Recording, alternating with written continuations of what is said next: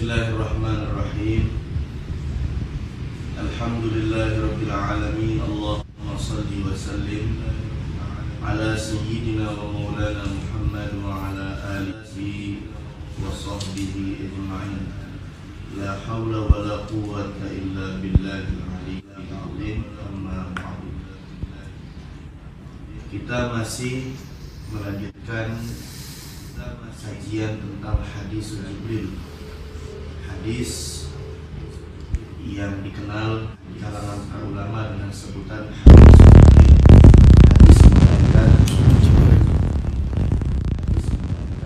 Kemudian lanjutan dari ini sebelumnya, setelah malaikat Jibril alaihissalam bertanya kepada Rasulullah tentang iman, maka Nabi kita SAW menjawab, al-imanu an tu'mina billahi, beriman kepada Allah,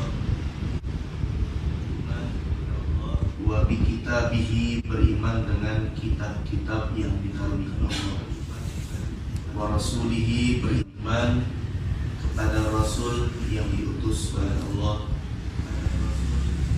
wa bil yaumil akhir, beriman dengan hari akhir, wa bil qadari khairihi wa syarrihi, dan beriman dengan ketetapan Allah, takdir Allah yang baik maupun yang buruk, itu semuanya datang dari Allah Subhanahu wa ta'ala. Kemudian kita melanjutkan beriman kepada kitab-kitab yang diturunkan Allah.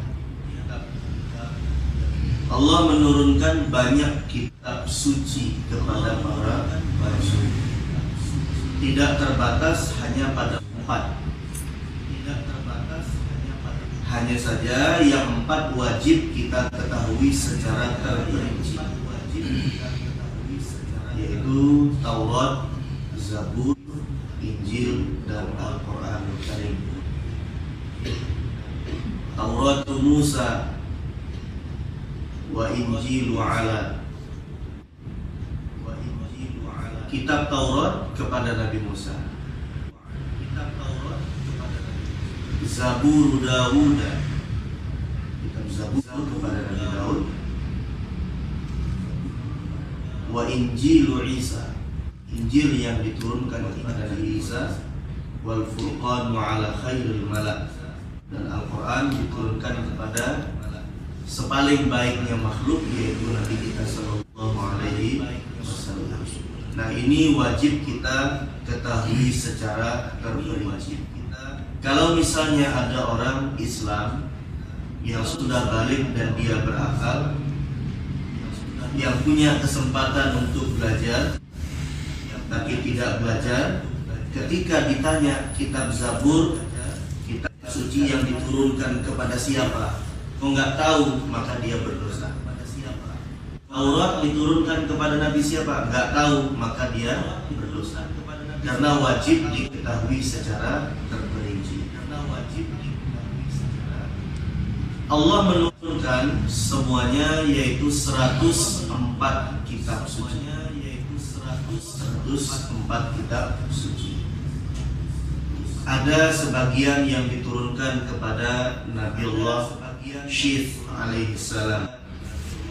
Nabi Syith ini termasuk nabi yang bukan rasul.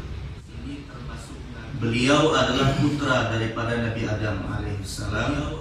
Jadi Nabi Adam itu yaitu Siti Hawa melahirkan, selalu anak yang dilahirkan kembar, laki perempuan yang kembar. Kecuali satu yang terlahir tidak kembar, sendirian, yaitu Nabi Syith alaihissalam. Nah, itu Allah menurunkan banyak kitab suci kepada beliau. Kemudian ada kitab suci yang diturunkan kepada Nabi Ibrahim. Ada kitab suci yang diturunkan kepada Nabi Musa. Selain Taurat, itu ada yang diturunkan kepada Nabi Musa.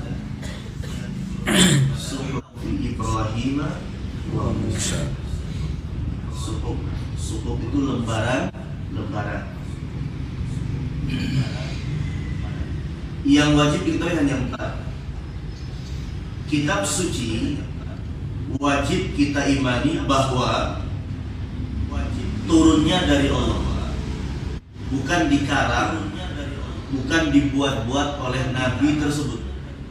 Tidak dibuat oleh Nabi Musa, tidak dibuat oleh Nabi Isa, tidak dibuat oleh Nabi kita Sallallahu Alaihi Wasallam. Wahyu yang diturunkan oleh Allah Subhanahu wa Ta'ala. Jadi sumbernya dari Allah. Seperti misalnya Al-Quran. Al-Quran itu diturunkan oleh Allah Subhanahu wa Ta'ala, inna anzalnahu fi lailatul qadr. Ma adraka ma lailatul qadr. Lailatul qadr khairun min alf syahr. Al-Quran itu diturunkan oleh Allah Subhanahu wa Ta'ala kepada malaikat Jibril daf'atan wahidatan, sekaligus. Jadi malaikat Jibril menerima Al-Quran itu daf'atan wahidatan, sekaligus. Nah, kemudian malaikat Jibril menyampaikan kepada Nabi kita SAW secara bertahap, sesuai dengan kebutuhan.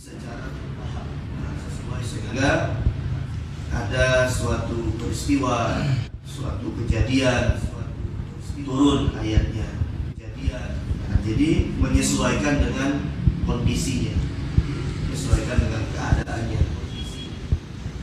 Al-Quran itu sempurna diturunkan atau disampaikan oleh malaikat Jibril alaihissalam kepada Nabi kita Sallallahu Alaihi Wasallam langsung dalam waktu 23 tahun. Kalau Allah menurunkan kepada Jibril itu sekaligus turunnya di bulan Ramadhan.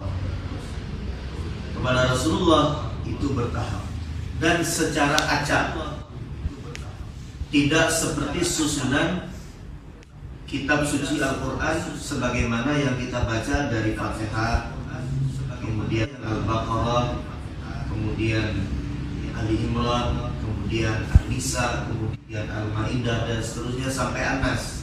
Tidak seperti itu susunannya. Nah, jadi bertahap sesuai dengan kebutuhan.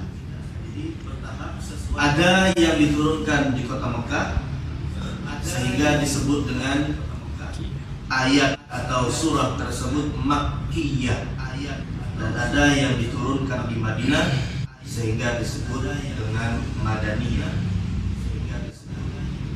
Ada yang diturunkan di perjalanan ketika Nabi Isra, ketika Nabi Rasulullah akan berhijrah di antara Makkah dan Madinah. Kalau itu berdekatan dengan lebih dekat kepada Makkah, maka disebut Makkiyah. Berdekatan dengan Madinah disebut dengan Madaniyah. Nah, kemudian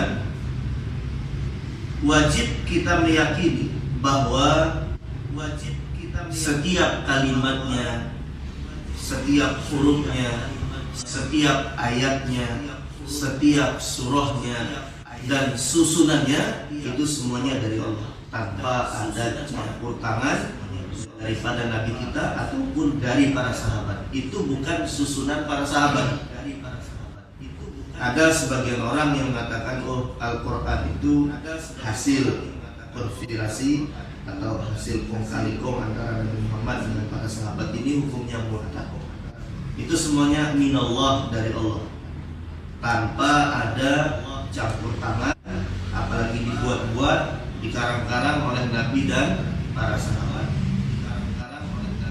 Betul memang Al-Quran ditulis oleh para sahabat, betul memang, tapi mereka menulis sebagaimana petunjuk daripada Rasulullah, urutannya, ayatnya, dan seterusnya.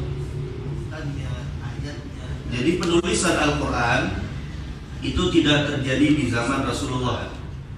Itu tidak terjadi di zaman Rasulullah.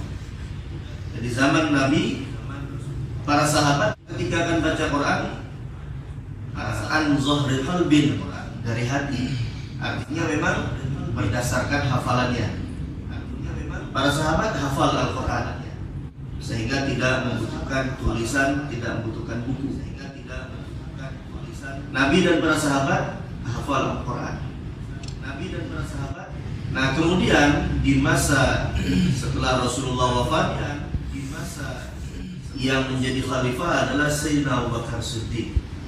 Datang Sayyidina Umar bin Khattab kepada Abu Bakar Siddiq, wahai Khalifah Rasulullah, wahai Abu Bakar, bagaimana kalau misalnya Al-Quran ini kita bukukan, kita tulis, kita bukukan.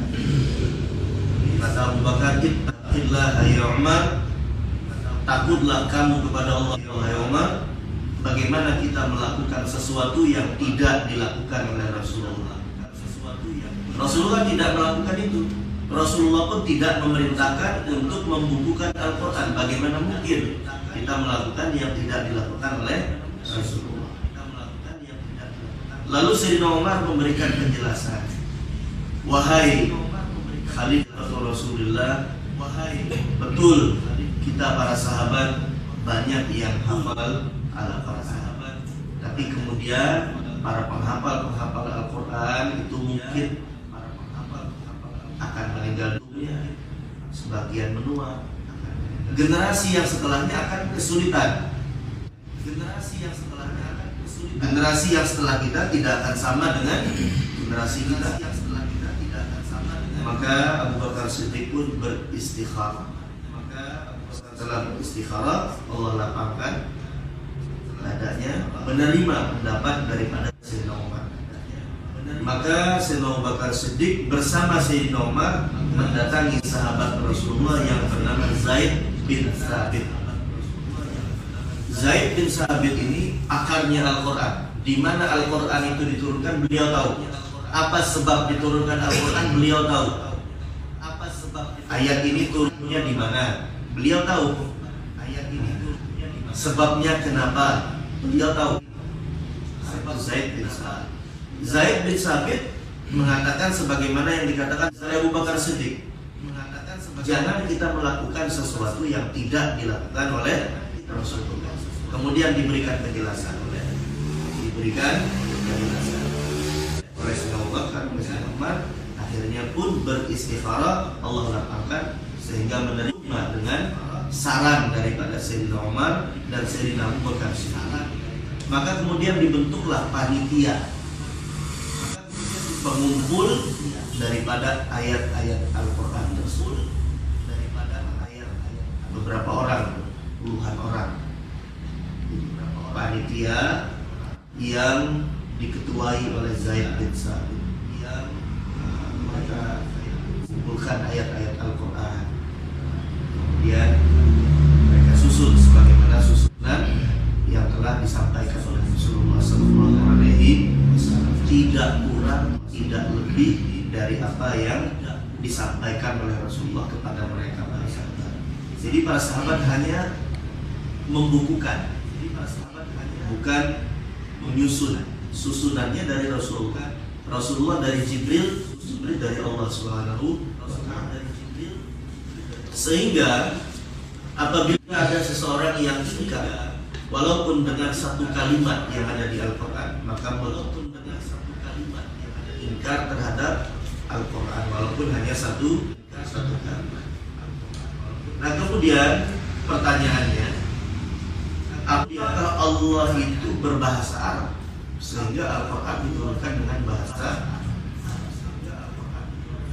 Allah tidak berbahasa Arab. Bahkan kalamullah, kalau kita belajar di sifat-sifat Allah, Allah itu bersifat kalam, berbicara. Cuma tidak boleh kita meraba-raba, menerka-nerka, apalagi meyakini bahwa berbicaranya Allah sama dengan berbicaranya kita. Lagi-lagi kembali kepada sifat mukhalafatul lil hawadis. Allah itu berbeda dengan kita, sehingga kalamnya Allah pun berbeda dengan kalamnya manusia. Kalamnya manusia ada suaranya, ada hurufnya, maka kalam Allah tidak seperti kalamnya manusia. Kalau kalamnya manusia ada bahasa Arab, ada bahasa Inggris, bahasa Indonesia, macam-macam lah bahasa manusia, maka bahasa Allah tidak seperti bahasa manusia. Nah, kenapa Al-Quran diturunkan dengan bahasa Arab? Karena Al-Quran itu diturunkan kepada Nabi Muhammad yang berbahasa Arab. Tidak mungkin Allah menurunkan dengan bahasa Persia misalnya, sedangkan Nabi kita orang Persia. Nah, kemudian bahwa Al-Quran di sini ulun sedikit menyampaikan tentang keutamaan Al-Quran.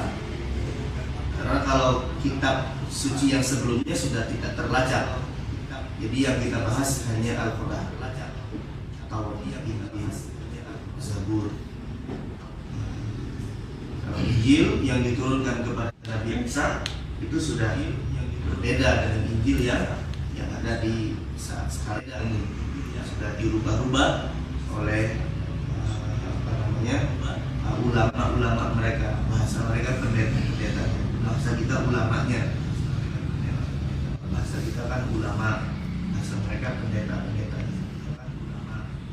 Kalau di Taurat itu rahib-rahibnya, bahasanya rahib. Kalau bahasa dari Nasrani itu pendeta.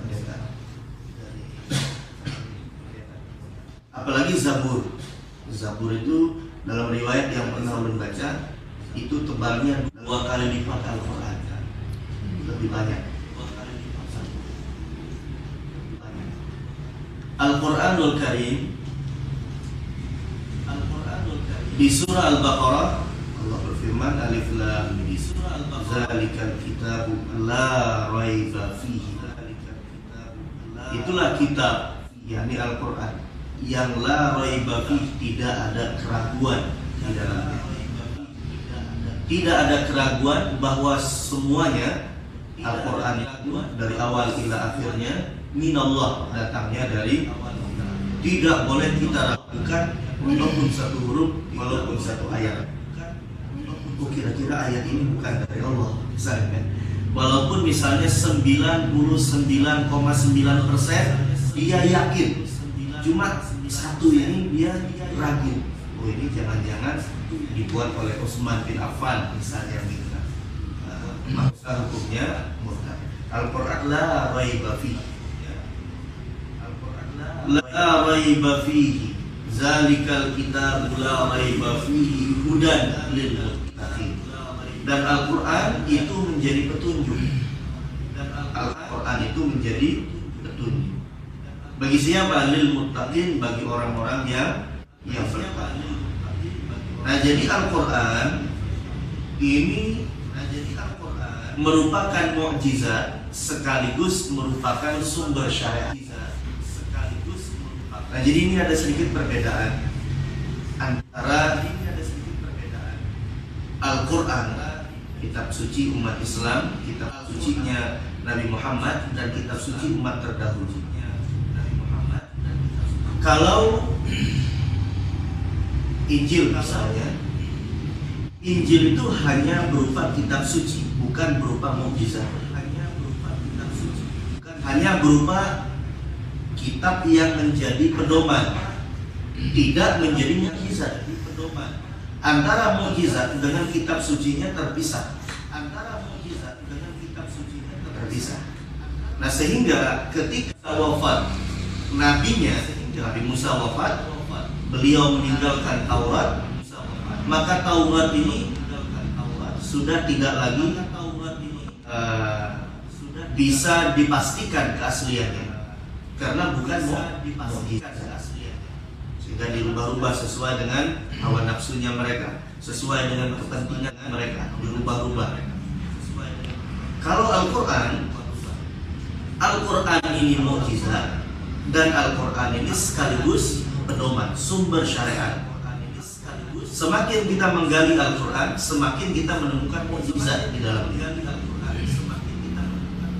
Sehingga dalam kitab Qasidatul Burdah, Imam Al-Busiri mengatakan, damat ladaina fafaqat kulla mu'jizatin minan nabiyyina ja'at walam. Al-Quran ini mukjizat yang langgeng, yang terus-menerus di sisi kita umat Islam. Damat ladaina fafaqat kulla mu'jizatin, dan mukjizat Al-Quran ini mengungguli semua mukjizat yang ada. Fafaqat kulla mu'jizat minan nabiyyin. Mukjizat para nabi itu diungguli oleh Al-Qur'an. Nabi Musa yang punya tongkat dilempar jadi ular, itu mukjizat Al-Qur'an di atasnya. Nabi Isa mukjizatnya bisa menghidupkan orang mati, mukjizat Al-Qur'an itu di atasnya. Nabi Ibrahim mukjizatnya tahan bakar, tahan api, tidak terbakar oleh api. Maka mukjizat Al-Qur'an itu di atas daripada mukjizatnya Nabi Ibrahim. Kenapa di atasnya? Kenapa lebih unggul? Karena mukjizat Al-Qur'an ini terus-menerus ada sampai kiamat ada. Minan nabiyyin, mengalahkan mukjizat para nabi-nabi. Kenapa? Ijaat walam tadun. Karena mukjizat mereka begitu datang akan berlalu dengan berlalunya para nabinya. Mukjizat Nabi Isa bisa menghidupkan orang mati. Begitu Nabi Isa-nya berlalulah mukjizatnya hilang. Begitu Nabi Musa berlalu, wafat. Walaupun tongkat sebelumnya bisa berubah menjadi ular, ketika berlalunya Nabi Musa maka sudah hilanglah mukjizat daripada tongkat itu. Walaupun tongkatnya ada, dilempar tidak bisa lagi diulur. Apalagi kita yang nawaknya ada bisa, itu hanya di tangan Nabi Musa. Begitu berlalu Nabi Musa, tongkat biasa itu ada jadi apa? Tongkat biasa, hanya tongkat kayu biasa. Tapi kalau Al-Qur'an di tangan Nabi Muhammad, mukjizat. Al-Qur'an di tangan para sahabat, mukjizat. Al-Qur'an dibaca oleh kita, mukjizat.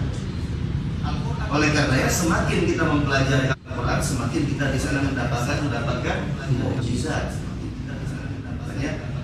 Ini mukjizat yang abadi, terus menerus ada, tidak berlalu dengan terus. Mungkin kalau para sahabat mereka istilahnya menggali daripada Al-Qur'an, tidak seperti orang sekarang menggali Al-Qur'an. Pemahaman para sahabat luar biasa tentang Al-Qur'an. Mereka menggali Al-Qur'an itu luar biasa. Memang diberikan kekhususan oleh Allah ilmu kepada para sahabat. Sampai Sayyidina Abdullah bin Abbas sebelum mengatakan, Sayyidina Abdullah bin Abbas sudah mengatakan, "Lau dha'at iqalu ba'iri." Andai kata tali ontakku hilang, la wajadtuhu fi kitabillah. Aku akan mencarinya di Al-Qur'an. Kalau kita apa kaitannya? Karena nyambung antara tali ontak dengan Al-Qur'an.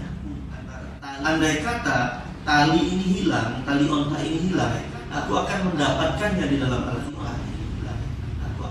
Karena Al-Qur'an itu kayak komputer itu kan ada rumus-rumusnya. Al-Qur'an itu kita pencet ini yang keluar ini kan. Jadi Al-Qur'an banyak rumus-rumusnya yang mungkin kita tidak menjangkau. Orang-orang tertentu menjangkau. Di antaranya lagi Sayyidina Abdullah bin Abbas mengatakan, suatu ketika beliau ditanya tentang Lailatul Qadar. Lailatul Qadar, malam yang keberapa wahai sepupu Rasulullah? Abdullah bin Abbas ini kan sepupu Rasulullah. Malam yang keberapa Lailatul Qadar dari malam Ramadan? Kata beliau, rumusnya sudah Allah terangkan di Al-Qur'an itu sendiri.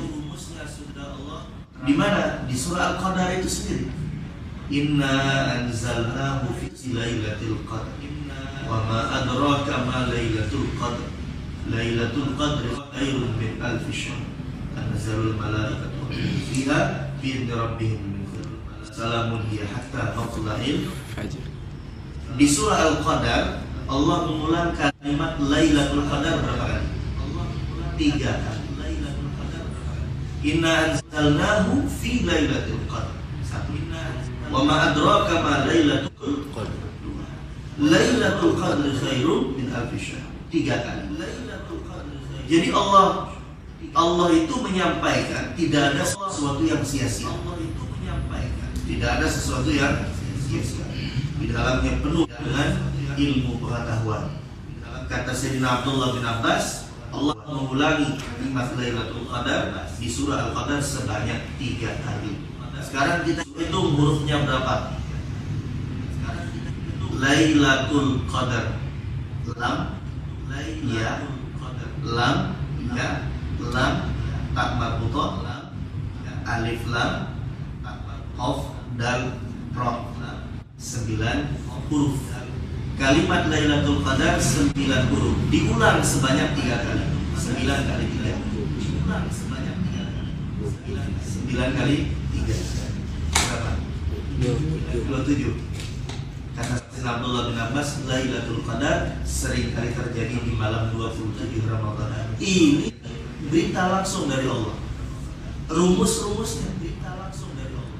Sampai-sampai beliau menghitung ke sana, kita akan menjangkau.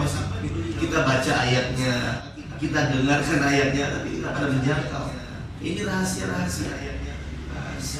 Jadi orang-orang yang diberikan ilmu oleh Allah. Sayyidina Abdullah bin Umar mengatakan, daripada Sayyidina Umar mengatakan,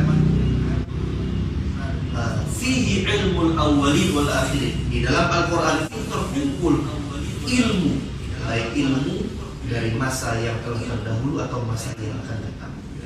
Semuanya ada dalam Al-Quran. Tergantung kita mengeksplorasi Al-Quran.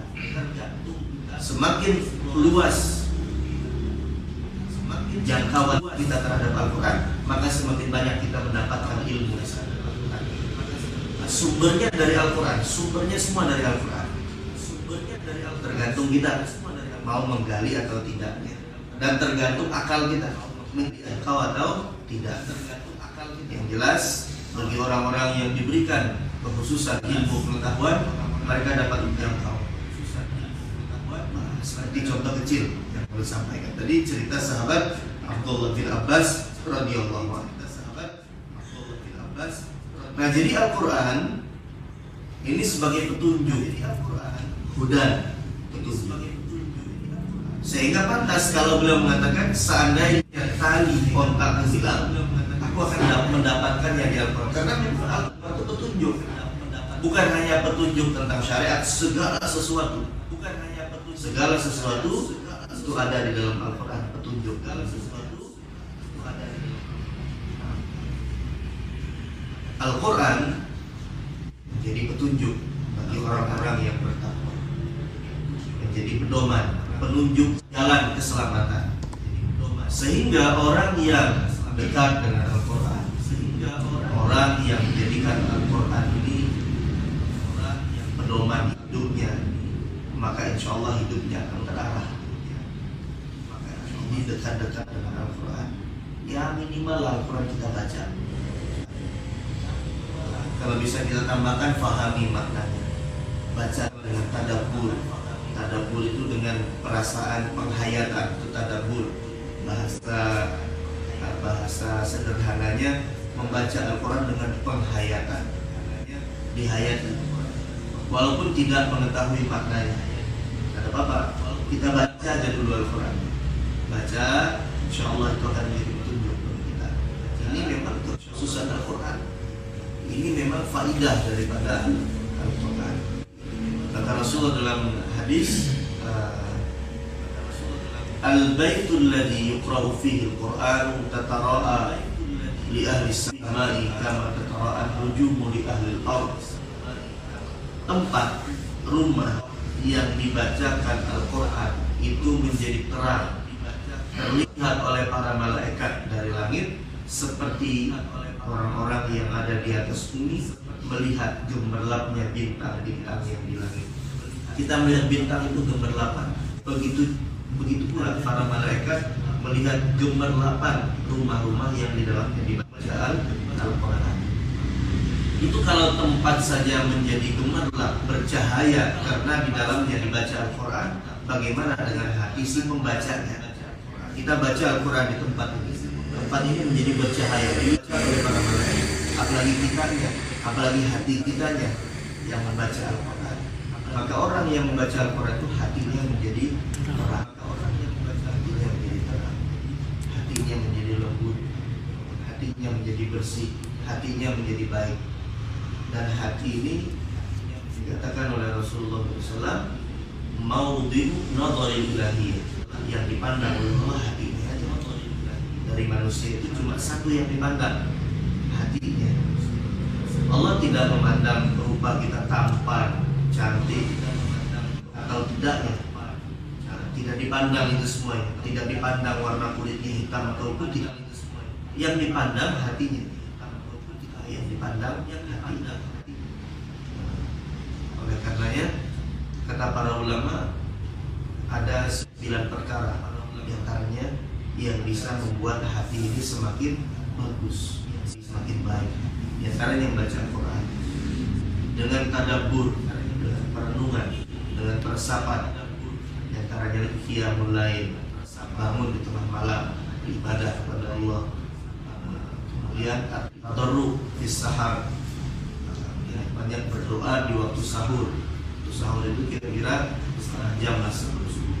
Waktunya, bukan makan sahur, kan waktunya. Makan sahur, waktu sahur. Itu di antaranya.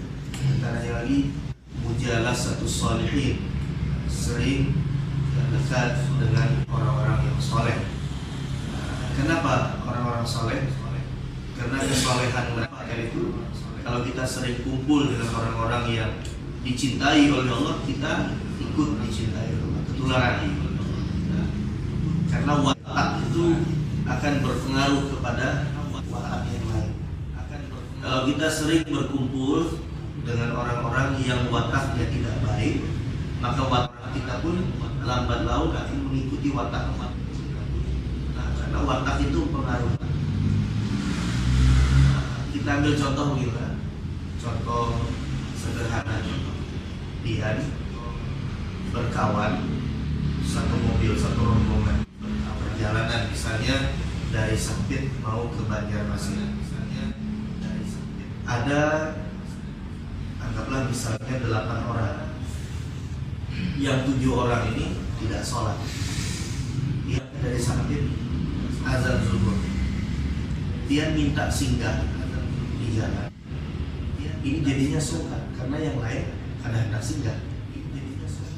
Pertama disinggahkan, silakan dia singgah sholat, singgah di masjid. Mulai dari wudhunya, sholatnya. Ini kawan menunggu, kawan menunggu. Di antara mereka melawasnya kita menghadap. Akhirnya dia merasa ada nyaman. Aku ini kayaknya melambat-lambatkan kekawanan itu, kayaknya kepingin cepat. Azan asar, dia minta singgah lagi, mulai sungkan asar. Akhirnya los saja perjalanan tanpa sholat. Karena kita berkumpul dengan orang yang tidak sholat. Tapi kalau kita balik akan berbeda. Dari 8 orang, 7 semuanya kepingin singgah untuk sholat. Yang 1 kada sholat. Singgah setiap waktu singgah. Makanya sholatnya ada di Jamalah, umpamanya aja nih. Sampai di Kasongan singgah. Sampai Palangkaraya singgah lagi. Sampai Kapuas misalnya, atau sampai Pulang Pisau itu maghrib singgah. Yang 1 ini tunggu di mobil lah. Yang 1 tunggu di mobil. Ya sumpah juga sorangan nunggu di mobil. Ya akhirnya ikut turun juga, ikut sholat juga kan. Akhirnya disuruh nunggu sorangan. Karena yang lain pada turun sholat, daripada sorangan di mobil bisa mending aku sholat. Nah inilah yang namanya kalau kita berkawan, berkumpul, bergaul dengan orang yang wataknya buruk atau yang wataknya baik, watak kita pun akan terpengaruhi dengan watak baik ataupun dengan watak yang pengaruhi. Kalau kita dekat dengan orang-orang soleh, kesolehan mereka ini akan bertular kepada kita. Alhamdulillah, kita majlis-majlis semacam ini yang mudah-mudahan tularan kebaikannya. Nah itu diantaranya yang dikatakan oleh para ulama, yang bisa membersihkan hati itu, membaguskan hati, yang misalnya adalah memperbanyak membaca Al-Quran. Faham tidak faham dengan maknanya kita baca. Faham tidak faham Kemudian kita lanjutkan. Kemudian iman itu kata Rasulullah antu'mina billahi wa malaikatihi wa kutubihi wa rusulihi wa bil yaumil akhir. Beriman dengan malaikat. Beriman dengan para malaikat. Maksud beriman dengan malaikat ini wajib kita meyakini bahwa malaikat itu ada. Wajib kita meyakini bahwa malaikat itu ada. Ajsamun nuraniyatun. Para malaikat ini diciptakan oleh Allah daripada nur, daripada cahaya. La yusafu bizzukura wala bil unusa. Tidak disifatkan dengan laki-laki atau perempuan. Malaikat itu tidak seperti manusia yang ada jenis kelaminnya. Malaikat tidak laki-laki, tidak perempuan. La ya'kuluna wala yashrabun wala yatanafun. Mereka itu diciptakan oleh Allah tidak makan, tidak minum, tidak tidur, tidak menikah, tidak sama dengan manusia. Apa yang dikerjakan oleh malaikat? Wa yaf'aluna ma yu'marun. Yang dilakukan hanya taat kepada Allah. Apa yang diperintahkan dia taat. La ya'sunallah, tidak pernah maksiat kepada Allah. Nah, ini para malaikat. Dan jumlah para malaikat ini banyak. Nah, kalau kita adanya kita itu ada proses. Ada proses. Bapak dan ibu kita menikah dulu. Setelah menikah kada langsung ada kita. Ada prosesnya. Setelah kita lahir kada langsung dewasa, kada langsung ganas. Ada prosesnya. Kalau para malaikat itu diciptakan oleh Allah secara langsung tanpa proses. Diciptakan langsung tanpa proses. Saat ini ada malaikat yang diciptakan Allah. Jadi kadang menciptakan sekaligus kan? Ada saat-saatnya Allah menciptakan malaikat. Jadi malaikat diciptakan sehingga jumlahnya banyak. La ya'lamu qadrahu illallah. Tidak tahu jumlahnya kecuali Allah Subhanahu wa ta'ala. Sekarang pertanyaannya, kenapa kita mesti beriman dengan malaikat? Kenapa kita lagi beriman dengan hari akhir, hari kiamat, surga, neraka, alam kubur? Ini kan sesuatu yang tidak bisa dijangkau. Tidak ada orang yang bisa melihat malaikat. Malaikat itu kada bisa dilihat. Nah, karena terbuat dari cahaya. Kita melihat matahari aja kada sanggup. Terbuat dari cahaya. Malaikat hari aja kada sanggup. Kenapa kita mesti beriman?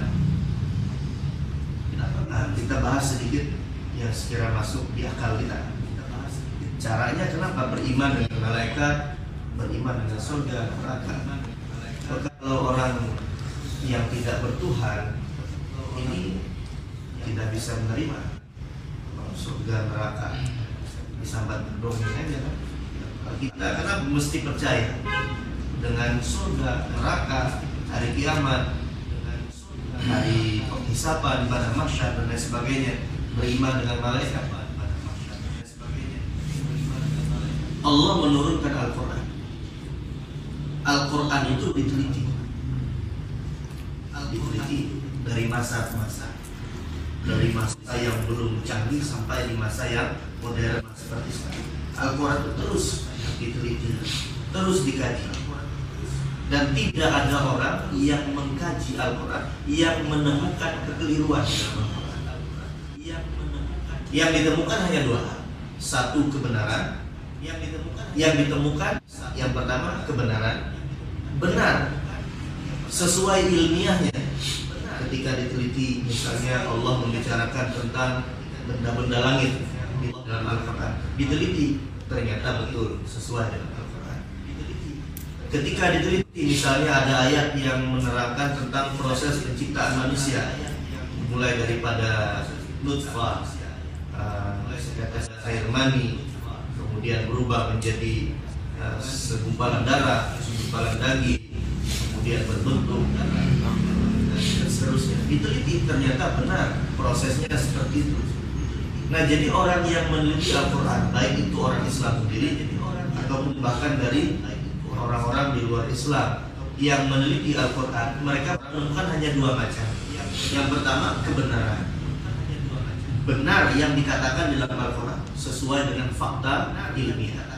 Yang kedua, mereka menemukan yang dijelaskan di dalam Al-Quran masih belum pasti benar atau salahnya, masih antara benar atau salah, antara ada atau tidak ada, hanya dua. Kalau yang ditemukan ini salah, ini keliru, itu tidak ada. Maka rumusnya, kalau misalnya gambarannya ini berbicara dengan dia 100 pembicaraan, dari 100 itu 75 dari yang belum bicarakan benar semua. Maka kemungkinan besar secara logika yang 25 itu benar. Kan gitu. Ulun berbicara dengan dia 100 pembicaraan, 75-nya dia yakini kebenarannya. Tinggal 25 yang dia masih belum tahu ini benar apa salah. Tapi ketika persentasi kebenarannya itu lebih besar, maka yang persentasi yang sedikit ini kemungkinan besar ikut kepada presentasi yang banyak.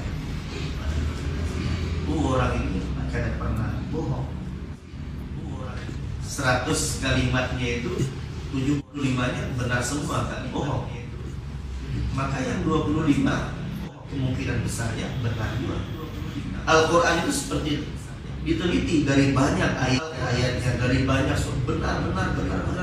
Ada kemungkinan besar yang belum diketahui kepastian kebenaran atau tidaknya, ini ikut kepada yang. Kenapa kita beriman dengan malaikat?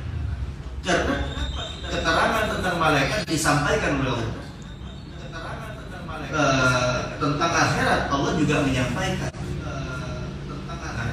Kita kada bisa meneliti, kita tidak mempunyai alat yang apa istilahnya bisa menjangkau akhirat. Kita ada bisi alatnya untuk meneliti apakah betul ada malaikat yang menanya di dalam kubur, apakah ada sisa kubur. Kita ada bisa melacak sampai di sana, kada menjangkau. Tapi ketika Allah menerangkan dalam Al-Quran, nah ini kan antara ada atau tidak ada. Nah, sehingga kenapa kita umat Islam, orang-orang yang beriman percaya? Karena dari ayat-ayat yang lain itu benar semua. Dari ayat-ayat ini sesuai fakta ilmiahnya. Ini betul sesuai penelitian. Nah, ketika kebenaran ini dominan, maka yang antara benar atau tidak pun ikut kepada yang benar. Itu rumus. Kalau kita untuk mengetahui akhirat, ya ada bisa. Apakah yakin ada siksa kubur? Yakin. Apakah melihat? Ya ada. Karena melihat kita kecuali mati. Maksudnya mati mana bisa berbulik lagi? Kenapa yakin? Ya, karena yang disampaikan oleh Allah itu benar. Kecuali ini perkara-perkara akhirat yang antara ada atau tidak ada, maka kita ikut percaya karena semuanya benar yang Allah sampaikan. Kalau orang-orang di luar sana, ya terserah. Nah, ada sebagian yang dapat hidayah atau iman, padahal mereka meneliti Al-Quran. Jadi peneliti Al-Quran itu banyak dari kalangan non-Muslim. Banyak di antara mereka yang dapat hidayah, ada yang belum dapat hidayah. Nah, sehingga di masa-masa ilmu pengetahuan mulai berkembang, ada kisah yang pernah mendengar itu. Nah, di masa ilmu pengetahuan berkembang,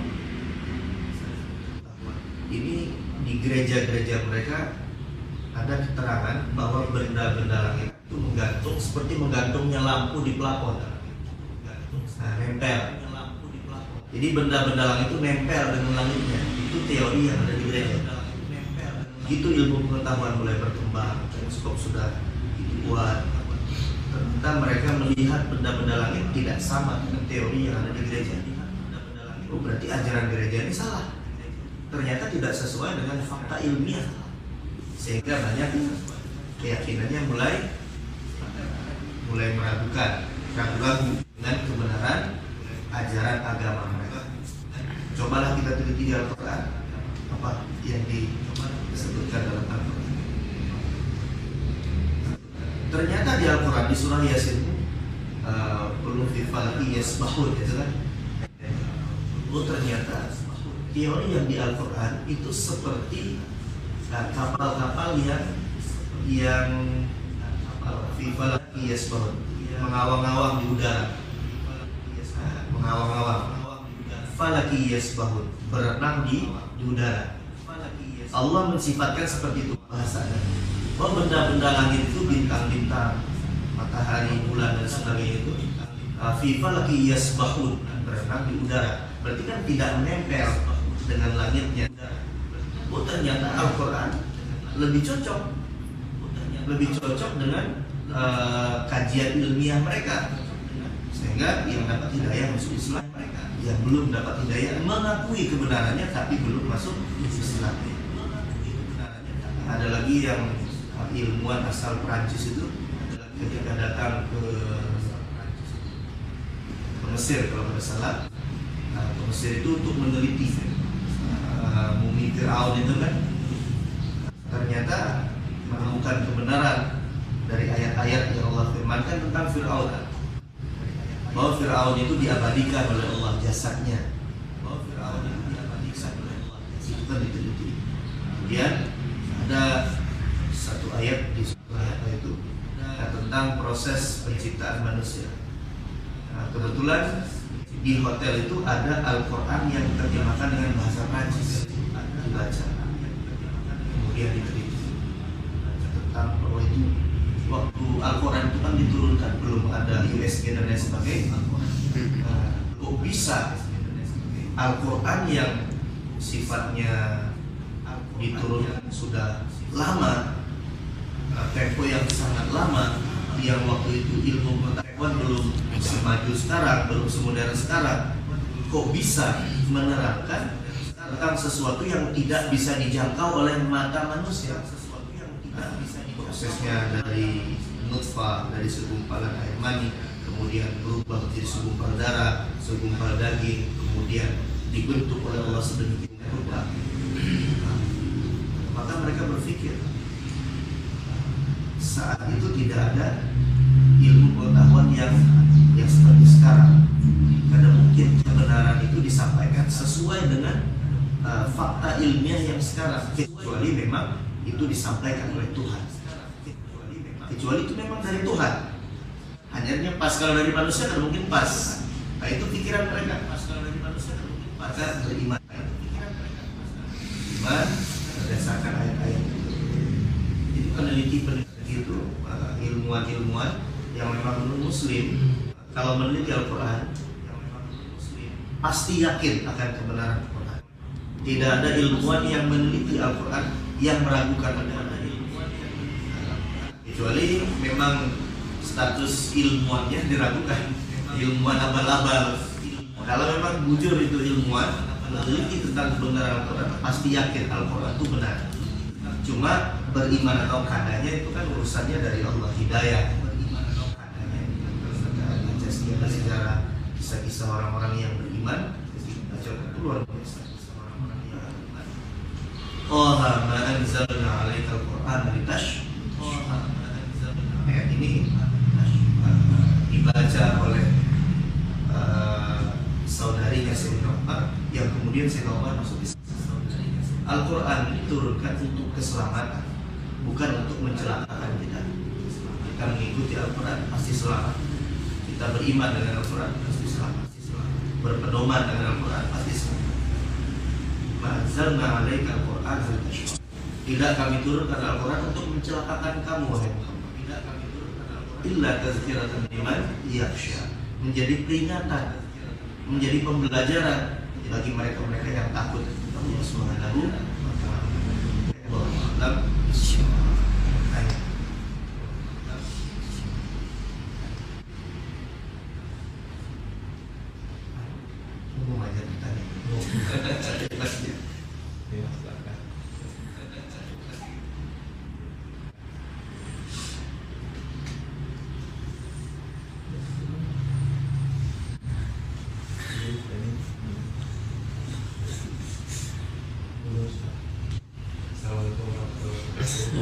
Waalaikumsalam warahmatullahi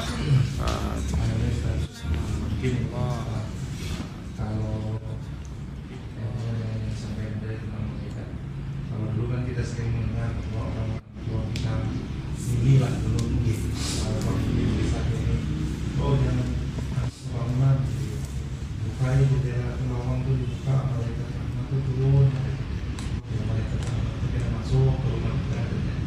Lalu itu pikir kita waktu masa dulu dan jangan hanya malaikat rahmat, tapi dari yang tadi kan malaikat ini banyak.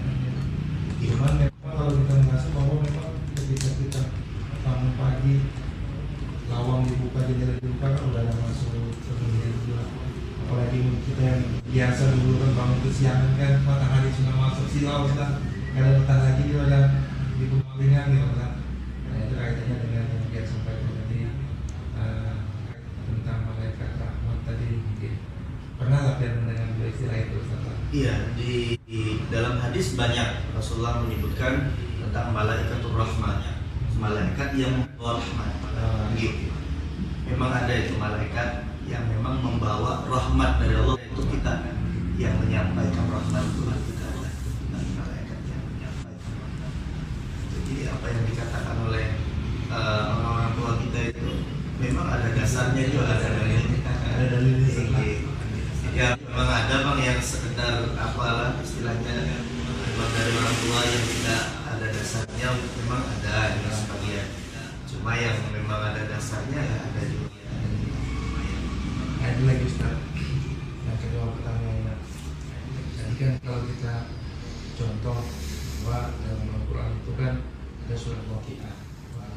Kalau kita mendalami di surat Al-Waqiah itu kan sebenarnya tidak ada kaitan dengan kaya-kaya Ustaz. Iya. Kaitannya kan dengan siksa di hari kiamat ya Ustaz. Nah, cuman aslinya ada hadis juga Ustaz, ada hadis bahwa suratul Waqiah, suratul Bina. Surah Waqiah itu surat untuk kaya. Kaitannya apa Ustaz? Kaitannya apa? Kaitannya apa? Yang menghalangi rezeki itu kata Rasulullah adalah dosa. Kalau kita mentadaburi di surah Waqiah, itu yang menceritakan siksaan, tentang azab. Azab itu akibat daripada dosa. Kalau kita mentadaburi surat Waqiah, maka kita akan takut melakukan dosa, karena dosa akan berakibat daripada siksaan Allah. Ketika kita berhenti melakukan maksiat, bertaubat kepada Allah daripada dosa-dosa kita, rezeki lancar. Nah, itu kalau kita kaitkan. Ini kita mengkait-kaitkan aja, mengkait-kaitkan. Cuma ada mengkaitkan kita secara apa istilahnya kan ada dasarnya, bahwa yang menghalangi rezeki itu dosa kita, penyumbatnya itu. Ibarat keran itu tersumbat, yang menyumbatnya dosa. Kalau dosanya sudah hilang dengan cara kita bertaubat, apalagi diganti dengan taat. Dalam hadis itu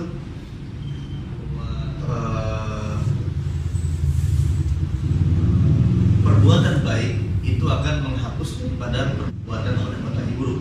Akan menghapus kita taubat, kemudian kita tambah dengan amal-amal soleh. Itu ibarat keran yang tersumbat, sudah hilang sumbatan, sehingga rezekinya lancar. Yang menghalangi rezeki itu maksiat kita, dosa kita yang belum kita taubat. Nah, Al-Waqiah itu banyak menerangkan tentang siksaan, azab, neraka, dan sebagainya. Kemudian di penghujung ayatnya tentang surga, dengan kenikmatan surga.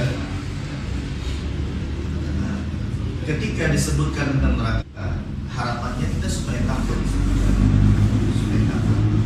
Dan orang-orang dulu mereka membaca Al-Quran itu ketika melewati ayat-ayat yang tentang siksaan, ada yang sampai pingsan. Ada di antara para orang-orang soleh terdahulu kadang pernah menghatamkan Quran. Baca Quran itu kadang pernah hatam. Mesti dilewati. Idza zulzilatil ardu zilzalaha, itu dilewati. Kadang pernah membacanya bila ayat surah Idza zulzilatil ardu zilzalaha itu dilewati langsung ke wal adiyati dhabha. Jadi kada pernah hatam baca Quran. Kenapa? Ayat yang mengisahkan tentang kiamat itu luar biasa. Dia surah Idza zulzilatil ardu zilzalaha wa akhrajatil ardu asqalaha. Terjadi goncangan itu kan jalan. Kalau kita gempa bumi itu kan goncangannya yang di dalam bumi tidak mengeluarkan isi perutnya. Kalau kiamat yang di dalam keluar.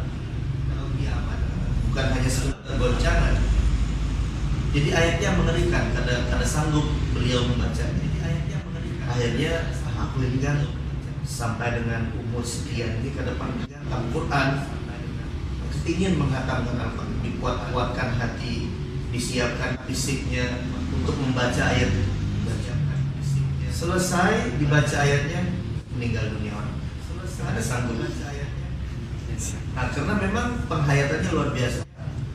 Nah, jadi ketika membaca ayat itu ada harapan kita takut kepada Allah. Kalau takut kepada Allah, takut kita bermaksiat kepada Allah. Kalau sudah kita takut maksiat kepada Allah, artinya yang dosa kita taubati, kemudian kita tidak mengulangi lagi maksiatnya karena kita takut kepada Allah, itu sumbangannya hilang. Nah, mungkin kalau kita kait-kaitkan ke situ kaitannya. Cuma intinya kalau itu sudah disampaikan oleh Rasulullah berarti itu iya sudah. Kalau kita orang yang beriman, apa yang disampaikan oleh Nabi mengatakan Al-Waqi'atu suratul Ghirah. Siapa yang baca Al-Waqi'ah kaya. Berarti ya wujud. Kalau istilah orang Baduy itu berbicara kepada Rasulullah, al-qaulu qauluk war ra'yu ra'yuk. Wahai Muhammad, ucapanmu yang kami pegang, pendapatmu yang kami pegang. Ya, kalau bahasa kita apa jartian aja. Kalau ujar sidin kayak itu ya sedang itu. Itu kalau bahasa kitanya. Kalau kita meminjam istilah orang Baduy itu kan al-qaulu qauluk, ucapan ya ucapan wahai Muhammad. Yuk, pendapat ya pendapatmu. Pokoknya apa jartian aja lah, kami ikut aja itu istilah orang Baduy. Kalau kita orang beriman, ujar Nabi, oh ini surah kaya. Walaupun kira-kira logika kita kadang menjangkau kaitannya apa, itu sedang kita umpat saja ujar Nabi. Ujar Allah dalam Al-Quran, wa ma yantiqu 'anil hawa in huwa illa wahyu yuha. Nabi itu tidak berucap berdasarkan hawa nafsunya, melainkan yang diucapkan oleh Nabi itu wahyu, yang diwahyukan oleh Allah Subhanahu wa ta'ala. Memang ada beberapa yang mungkin logikanya kada nyambung. Kalau kita belajar fikih itu kan ada istilah babnya bab mashul khuffain. Memang ini hampir-hampir tidak pernah dipraktekkan, ya ulun sendiri pun tidak pernah. Dalam Islam itu ada istilah mengusap khuf. Khuf itu semacam sepatu kulit, biasanya panjangnya sampai menutup mata kaki. Itu dipakai di musim panas atau di musim dingin. Nah, di musim dingin di rumah dipakai oleh orang-orang yang mungkin dari Arab lah, atau orang-orang yang memang bermukim di daerah yang ada cuaca yang panas atau dingin. Kalau di musim panas mereka pakai keluar rumah untuk keperluan apa, supaya menjajah ini kadang pecah-pecah batis. Kalau musim panas, karena kan kalau di zaman dulu mungkin jalannya bebatuan, pasir. Jadi kalau menjajah langsung batis tanpa sepatu itu bisa luka-luka panas. Nah, jadi boleh bagi orang yang mukim tidak musafir memakai khuf. Khuf ini kulit sulit dilepas, sehingga syariat meringankan. Kalau wudu, gilirannya membasuh batis, tidak perlu membasuh, cukup basahi telapak tangan, diusap di sepatunya. Yang wajib diusap cuma di atasnya, tidak diusap di bawahnya. ujar Sayyidina Ali, andai kata agama ini dengan logika, maka logikanya yang diusap yang di bawah, karena yang di bawah yang dijajakan. Tapi syariatnya ada yang diusap di atasnya yang wajib, tapi syariatnya yang di bawah sunnah di atasnya. Padahal kan yang di bawah itu yang dijajakan di tanah, di lantai. Nah ini yang di bawah, yang diusap di atasnya. Nah inilah ujar Sayyidina Ali, agama itu bukan dengan akal-akalan, memang murni dari Allah. Logikanya ada nyambung, ya akal kita lah yang mungkin kadang menjangkau, bukan syariatnya yang salah, akalnya kita. Bukan syariatnya yang salah, akalnya kita. Beda dengan sepatu-sepatu yang dijual di pasaran itu kan, yang kadang memenuhi syarat, kadang memenuhi syarat. Aku tentara PDR. Mungkin itu bang, bisa jadi. Cuma itu ada talinya di sini lah. Iya, ada talinya. Wah ini kayak gini dulu. Kalau ini kan kulit teh. Coba kian browsing di internet. Khuf itu seperti apa? Khuf. Berarti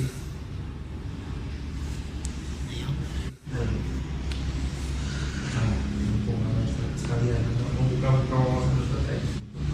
Ini lagi Ustaz.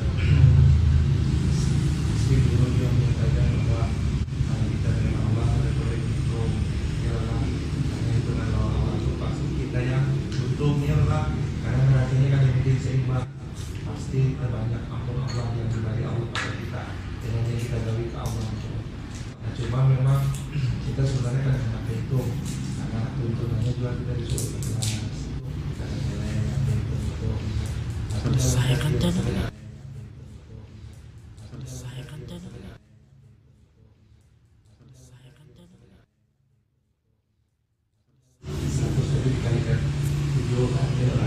kemudian sebanyak ibadah yang memang dibiarkan berbeda dengan jatuhnya. Jadi seakan-akan memang kita tuh di sisi yang lain itu disuruh hitung dalam hal-hal, tapi dari sisi yang lain kita disuruh ikhlas, jangan dihitung lagi dalam itu dia penjelasannya biar lebih dalam lagi. Memang ada dalam banyak hadis itu ibadah-ibadah itu disebut oleh Rasulullah ganjarannya. Nah, kayak sholat duha. Sholat duha itu ujar Nabi kan, siapa yang sholat duha lancar rezekinya. Lalu kita sholat duha. Apakah dengan kita sholat duha itu supaya rezeki kita lancar? Ada memang orang yang niatnya seperti itu. Ada memang. Dan itu apakah golong ikhlas? Ikhlas. Dan itu apakah golong ikhlas? Karena urusan rezeki itu datangnya dari Allah. Artinya kita berharap sesuatu yang dari Allah. Artinya kita bukan dari manusia. Ya walaupun hakikatnya dari manusia itu dari Allah juga. Cuma kadang murni berharap kepada manusianya kita. Orang yang sholat duha ujar Nabi rezekinya lancar. Ada lagi orang yang datang kepada Rasulullah, ya Rasulullah, inna dunya, sesungguhnya dunia ini mudbiratan, kayaknya jauhi ulun. Begawi siang malam kada bulihan. Nah, kayaknya dunia ini menjauhi ulun ya Rasulullah. Apa ujar Nabi? Aina anta min tasbihil malaikat. Kenapa tidak diamalkan tasbihnya malaikat? Bingung sahabat, tasbih malaikat seperti apa ya Rasulullah? Ujar Nabi, baca subhanallah wa bihamdi subhanallahil azim astagfirullah. Subhanallahil azim astagfirullah. Dibaca berapa kali? 100 kali. Ada hitung teman-teman? Baca ujar Nabi 100 kali. Kapan bacanya? Sebelum sholat subuh. Sebelum sholat, usahakan membacanya sebelum masuk waktu subuh. Sebelum masuk waktu subuh. Nah, jadi kira-kira 15 menit lah sebelum ada subuh. Kita membaca itu waktu imsak. Subhanallah bihamdihi subhanallahil azim astagfirullah 100 kali 15 menit lah cukup. Ujar Nabi, coba amalkan. Beberapa bulan kemudian datang sahabat itu, ya Rasulullah, dunianya kadang tertangkap. ada ketangkisan. Oh ternyata amalan itu faedahnya bisa menarik rezeki. Lalu kita mengamalkan supaya rezeki kita lancar. Nah, kita mengamalkan itu supaya rezeki kita lancar. Apakah kita ikhlas? Cuma ikhlas itu ada tingkatan-tingkatannya, ada derajat-derajatnya. Kalau ikhlasnya orang-orang yang sudah makrifah kepada Allah, itu sudah tidak melihat surga nerakanya. Bahkan orang-orang yang derajatnya seperti itu, ada orang beribadah karena surga, karena neraka, itu mereka mengatakan tidak ikhlas. Loh, kenapa kan ikhlas? Itu sambatan bubuhannya lah, lain kelasnya kita. Kenapa mereka mengatakan tidak ikhlas? Coba kita pikir, surga itu makhluk. Kalau kita beribadah supaya masuk surga, berarti beribadah karena makhluk, bukan karena Allah. Sementara beribadah itu yang dikehendaki oleh Allah karena Allah. Jangan beribadah karena makhluk. Itu kelas-kelas mereka. Kalau kelas kita ya ibadahnya kelas pedagang lah. Dia ada imbal baliknya, ada jual belinya, ada hitung-hitungannya. Kita ada apa dulu? Kenapa Pak kita lakukan aja ibadah yang seperti itu? Baca surah Al-Fatihah aku sugi. Lalu sholat duha yang sugi. Bahkan guru Al-Habib Abdul Rahman di Nusa Segaf beliau mengatakan beliau mengatakan waktu itu dengan murid-muridnya jadi nah biasa kan sejak guru dengan itu kan kayak orang tua. Nah aku beri amalan, kalau ada terbukti tatak jari jaminannya amalkan sholat duha, amalkan 2 rakaat ya Bapak, sholat duha. Setelah sholat duha baca Waqiah. Lalu karena sebelum sholat subuh baca tasbihnya malaikat. Kalau ikan mengamalkan dalam 1 tahun biasa kada subuh tapak jari, kada jaminan tapak jari. Amalkan sampai 1 tahun. Kalau kada subuh juga amalkan, kada mungkin aja. Nah, ini jaminan dari Rasulullah. Kalau kita hendak mengamal, jangan amalkan. Tujuannya supaya subuh kan apa dulu? Hendak sholat duha supaya aku sugih kan? Bagaimana di perjalanannya Allah Ta'ala itu berubah niat kita kepada niat yang lebih baik lagi. Akhirnya dalam perjalanan kita melakukan ibadah itu Allah berikan lezatnya ibadah. Saya tidak ingat lagi kesugi, kata kasugi sudah hatinya nyaman sudah dengan ibadahnya. Allah berikan kelezatan. Yang baca Waqiah itu, kalau kita baca sedih rasanya. Itu kalau sudah Allah berikan lezatnya itu ada kada ingat lagi baca Waqiah supaya sugi tadi kada ingat lagi. Karena sugi yang lebih baik yang Allah berikan ke kita. Orang kalau sudah merasakan lezatnya ibadah, rasanya kada hendak anti ibadah. Apa ujar Sayyidah Rabi'atul Adawi, terkenal nih wali perempuan namanya Rabi'atul Adawi. Tidak ada sesuatu yang membuat aku sedih kecuali terbitnya fajar. Pokoknya bilanya sudah subuh terbit fajar itu rasa sedihnya luar biasa. Kenapa? Lewat sudah waktu tengah malam. Tengah malam itu kan waktu yang paling nikmat ibadah itu waktu tengah malam. Kalau kita hendak ibaratnya mengadu-ngadu dengan Allah, itu waktu yang tepat. Berdua-duaan dengan Allah istilahnya itu kan, itulah waktunya. Jadi ketika terbit fajar tuh perasaan sedih aku, lekasnya terbit fajar, lawas menunggu besok. Nah, itu kalau orang yang sudah merasakan nikmatnya ibadah. Jadi dalam perjalanan kita ibadah itu kadang apa dulu niat-niatnya seperti itu. Kalau sholat baca sholawat misalnya, atau kita baca 4 ayat terakhir di surah Al-Hasyr, kita baca ayatnya lau anzalna hadzal Qur'an, itu kan sampai habis surahnya 4 ayat itu di surah Al-Hasyr. Itu kan fadilahnya besar. Kita baca itu di waktu pagi, Allah utus 70.000 malaikat beristighfar atas dosa-dosa kita sampai sore. Kalau kita mati di hari itu, kita baca, hari ini kita baca pagi, misalnya kita baca 4 ayat terakhir surah Al-Hasyr, kita baca, lalu kita meninggal dunia di hari itu, maka meninggal dunia dalam keadaan syahid. Kalau kita baca itu dengan niat, pahala-pahalanya kan ganjarannya besar. Karena Bapak dulu diniatin seperti itu, supaya mati syahid, supaya diistighfari oleh malaikat, atau tadi baca zikir atau tasbihnya malaikat supaya suci. Karena Bapak dalam perjalanannya pada Bapak, karena Allah berikan kita nikmat ibadah yang melebihi nikmatnya menjadi orang suci, yang melebihi nikmatnya menjadi orang guru ulun itu. Ada kawan yang jadi ada kawan dalam perjalanan dakwahnya sini perjalanan, kebetulan kawan ulun jadi supirnya. Karena mengantuk, kawan ulun oleh guru ulun, biar aku lah yang aku mengantuk dia sini. Lalu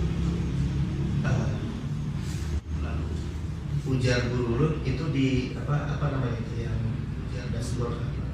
Nah, kan itu dibuka. Di sini di dalam situ ada kopi, kan itu dibuka. Ada kopi yang botol itu kan, yang kopi sudah jadi. Dibuka, kan ambil kopi, suruh minum kopi. Dibuka, tahunya dipak duit dia kawan penuh dengan duit. Kawan kopinya kan ada dalam setengah. Ya ada duit banyak. Masa nggak ada duit di situ? Nggak ada. Ada Ustaz. Mungkin kan ngantuk kalau ujar gurunya kan. Saya kan ada kelihatan duit. Di pusat-pusat mata ada duit, penuh duit. Ya sih. Dilihat lagi, yakin duit. Nah jadi orang-orang yang seperti itu sudah ada tergiur. Orang-orang yang tergiur. Kalau ulun lah, aku begitu Ustaz. Kemana-mana duit. Kalau kita kan. Kalau kita ya itu, aku di jok motor kan Ustaz penuh duit mana-mana. Kan tergiur. Apa ujar sendiri? Laisa qasduna dunya wala sufri. Tujuan kita bukan dunia, bukan perkara-perkara yang rendahan. Qasdunal uliyawiyah, yang kita tuju itu sesuatu yang tinggi. Pernah kan ulun mendengar kisah ada Habib Abu Bakar Gresik yang makamnya di Gresik itu ada ziarah ke Sunan Giri. Nah, dulu kan makam itu kan banyak batu-batu kerikil itu kan. Nah, jadi selesai ziarah, tiba-tiba ada satu kantong. Kalau dulu kan mungkin kantongnya pakai kain itu lah, diikat. Satu kantong. Ujar murid Sidin, wahai Habib, ini ada kantong. Buka panggil apa isinya? Ternyata dibuka, isinya dinar. Dinar itu kan duit emas. Dinar Habib. Masa udah sih?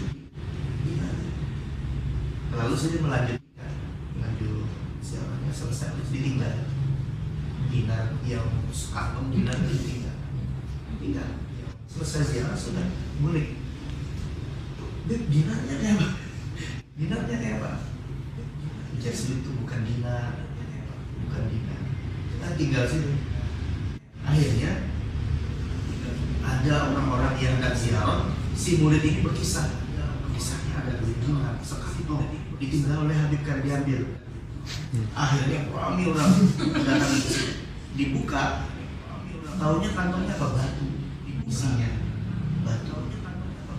Karena orang cintanya dengan duit sampai batunya rebutan. Batu itu diperebutkan. Kira batu apa? Batu kerikil biasa.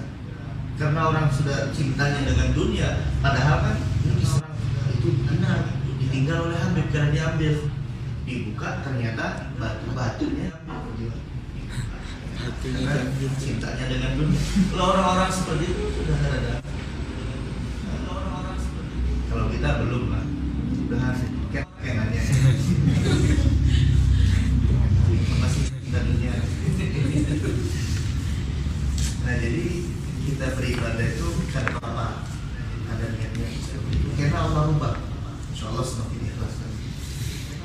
Ucapnya kalau kita sudah merasa nikmat ibadah, lezat ibadah.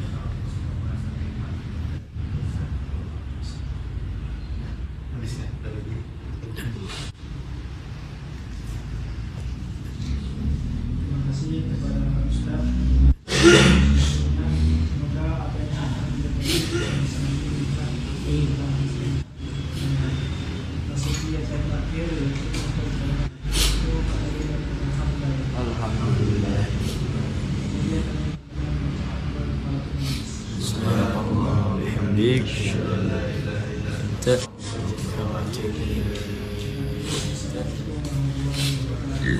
Bismillah.